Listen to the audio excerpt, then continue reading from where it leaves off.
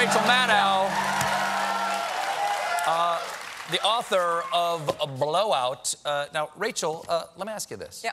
What do you think the country looks like if there is an impeachment from the House, essentially an indictment, yeah, and then Trump is likely found not guilty by the Senate, given that 20 senators would have to swing? Or they decide not to adjudicate it. Exactly. They decide by acclamation, they say, we're not going to do it. Yeah. What does the country look like when you've got a Trump who has been indicted on these corruption charges by the House, and now we have another year of campaign? Yeah. Is this, there's a lot of talk about what the political implications are of this. Do you think that's worth thinking about? It's worth like imagineering, right? It's worth, I think, trying to conjure. I didn't know you what worked could for happen. Disney. Well, you know, they're sponsoring my boot. You know, it's all. I mean, it's a different kind of superhero thing. Mm-hmm. I think it's worth trying to game out potential scenarios, but we really don't know. It's happened so infrequently in history that we don't have some historical context from which we can extrapolate to say, oh, this is the normal way these things play. We just don't know. Also, I think we don't really know how Donald Trump reacts to being held accountable for his actions. That's not been a recurring theme in his life. Not well, I'm guessing. Yeah, He's a sore winner. Yeah, yes. Imagine. He doesn't get in trouble. And so if he does get in trouble, I have no idea. I feel like it's equally likely that he could just, like, you know, poof into a cloud of dust and say, I quit and I'm taking my ball and I'm going home. Or he could start a civil war. Like 50-50. We're talking about this impeachment story right now. What is not being talked about, in your opinion, that we should be talking about because we're so obsessed with this right now? Oh, like what's being squeezed out of the news? That exactly. So much. For example, there's another whistleblower. What? And, I mean, there's what is this other whistleblower? The intelligence community whistleblower who came forward that led to this impeachment scandal is one thing. Just before that, we got the very quiet word in a court filing that nobody put out a press release about, that from the Ways and Means Committee that said, oh, by the way, we've had a whistleblower come forward to say that there's been improper influence by the administration on the handling of President Trump's tax returns at the IRS. Oh, really? So that's the other whistleblower.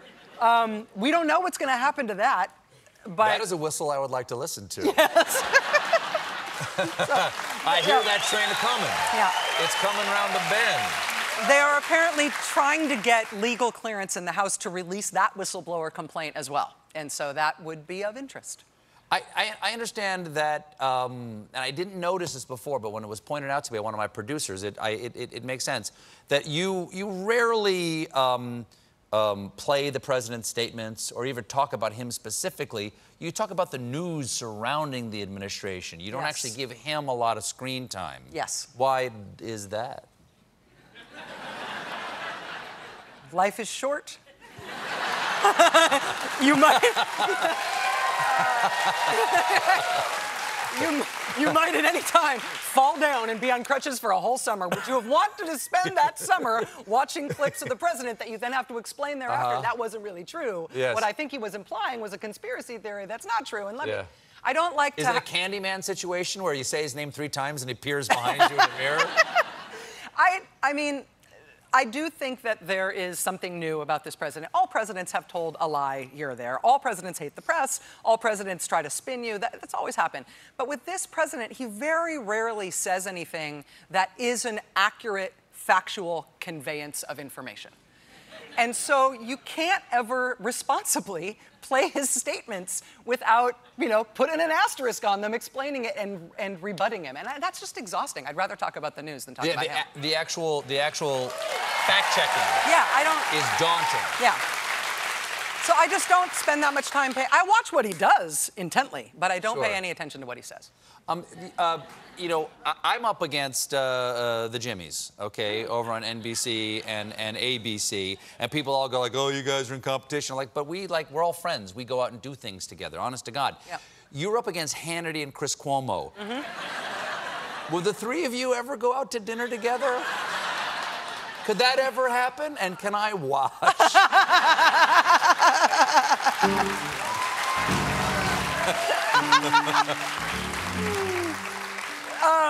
I would rather see you in the Jimmies at dinner. Okay. No, I mean, I have social anxiety. I don't go out to dinner, so the answer is probably no, just because of me. But I have a lot of respect for both of them. I mean, when you have this kind of a job, it's a small cohort of people who do this work. Sure. And when you're up against other people who also do this work well, it doesn't really matter that they're competitors when it comes to them as human beings. They're one of the only people on Earth who knows what it's like to do this work every day, 5 days a week, 50 weeks a year, and you do sort of have something in common with them. So I got nothing against either of them personally. I don't know what they eat. I doubt they eat the same things. They're kind of different guys.